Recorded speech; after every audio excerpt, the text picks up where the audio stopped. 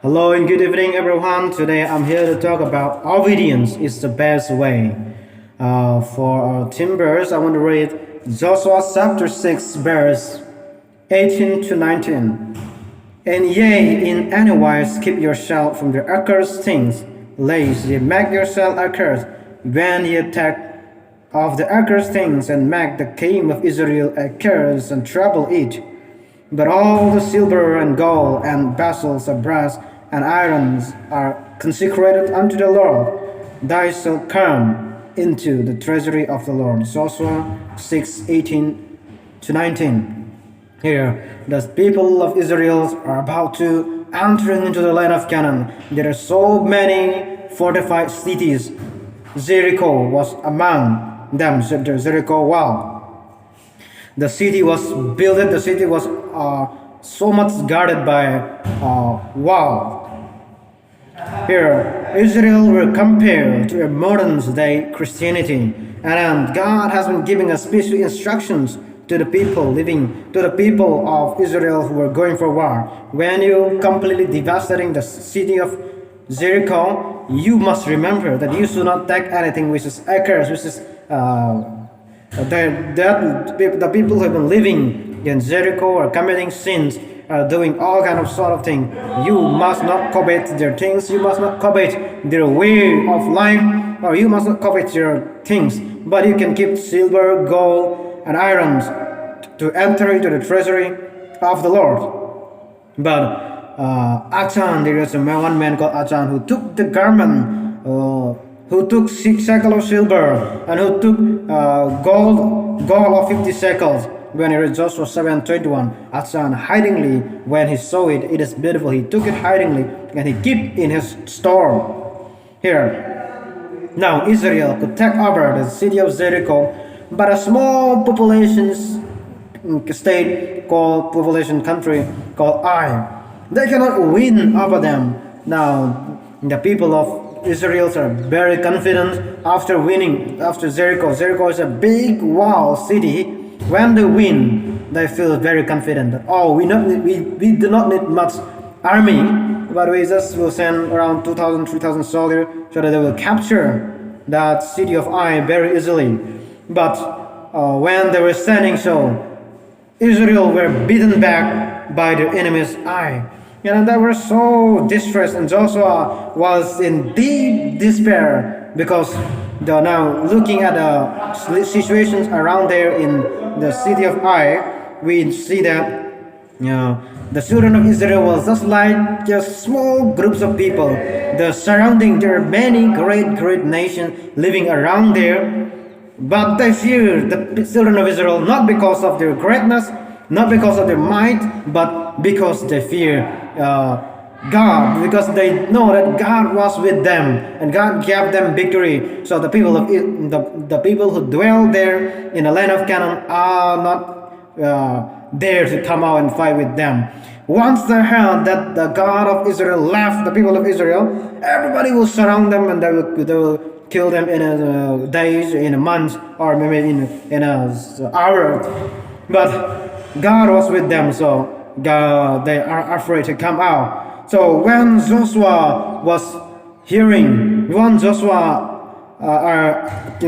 come to know that they are beating them back, now Joshua is praying for the Canaanites and all the inhabitants of the land. So hear of it, also embitter us around, and cut off our names from the earth. And what will thou do unto thy great name? Joshua 7:9. Here, Joshua is saying, Lord, you have been delivered us from the hand of Jericho. Still, there are many surrounding nations living surrounded the children of Israel. Now Joshua is praying, Lord, if you haven't forsaken us, we will die. Our name will be cut off from this earth. Lord, why are you leaving us? So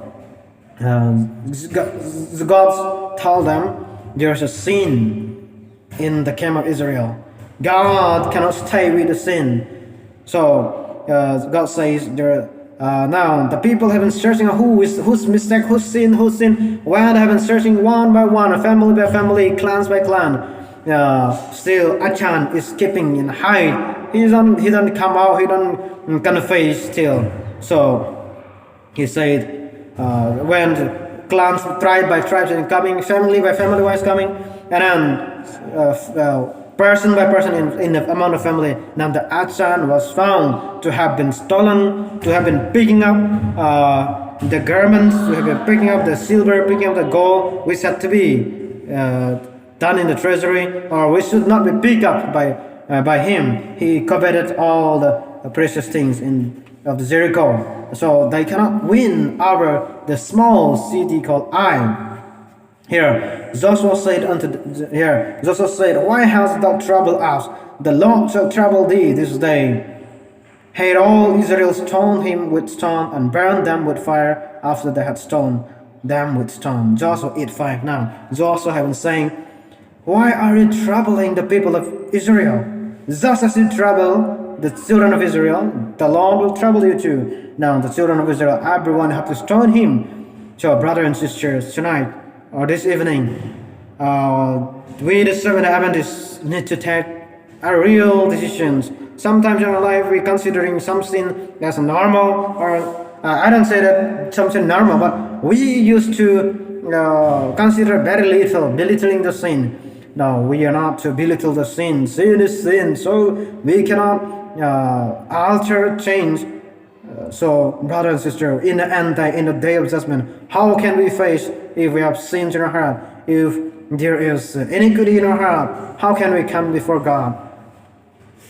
It will be too great sin for us. We cannot stand. Some people will say, "Oh, please, we'll tell the mountain and rock to cover us too." That is the very sinful thing for Christians to be happening by the blood of Christ. We will not be partaker of all those sinful things. And I want to encourage once again that the Christians are just like Israel. Once we are called to be the light of the world, but if the light is dark, how do we expect somebody to be light for us?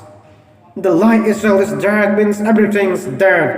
Let us make a simple illustration about there is a candle and one candle in the room. Everything is dark. If you just blow off that candle, everything dark, more darker and darker will come. We have nowhere to expect the light to come in because the light is gone. So here the Christians, the Israel in the olden time, they're expected to be light. If the Christians today are dark, for whom shall we expect the world to lighten up? There is none. If we don't light it up, if we don't speak for the truth, there is nobody who will speak for the truth. And then Proverbs chapter 28 verse 13, it is like this: "He that cover his sin shall not prosper, but whoso confess and forsake them shall have mercy." So brother and sister, if we sometimes we know we are sin, but we are still reluctant to confess our sin. Here it says, only those who confess their sins and forsake them shall have mercy. May you and I, and may each and every one of us be the one who do that. May God bless everyone. May God have mercy on us. May the grace of God be sufficient for us. Thank you. May God bless everyone.